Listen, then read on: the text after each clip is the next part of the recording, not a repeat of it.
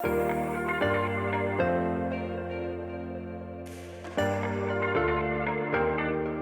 I'm Mark Grayless. I'm the Pastoral Care and Connections Minister here at First Christian Church.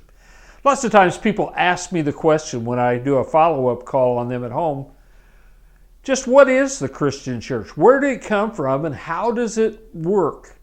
Because a lot of people don't understand how we get so much accomplished without having a denominational headquarters to tell us how to do everything.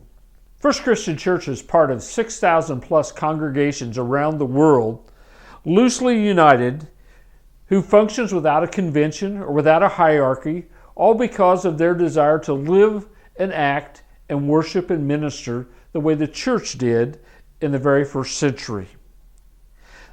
We try to follow scripturally that model of those early Christians in the book of Acts.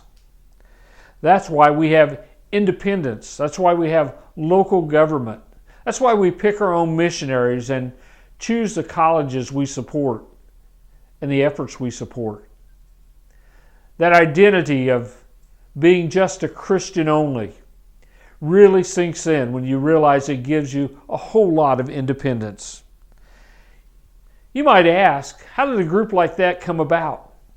Well, in the early 1800s, out here on the frontier, if you were part of a church, you could not be baptized, you could not take communion, you could not do a lot of things unless a licensed ordained minister came to visit. And most of the time, it was a few weeks between his visit.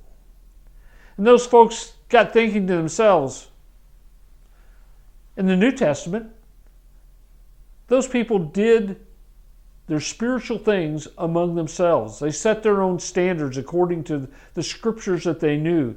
And they built churches that thrived and grew and ministered in great ways all over the world.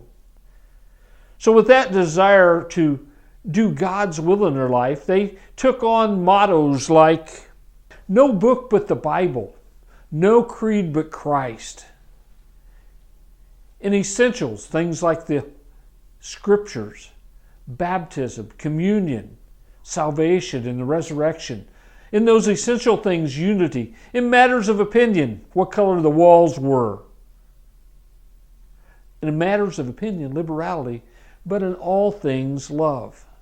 And he used those principles to bind together people from all sorts of denominations into what we know today as a Christian church. A church that was desiring to follow that first century model, to minister and love the way Christ did and those first early disciples. We have a great heritage, a heritage that has touched people all over the world through our mission work. We have a great heritage in the things that we've been able to accomplish here in Brazil, Indiana, to allow Christ to work in and through people's lives. What kind of church are we?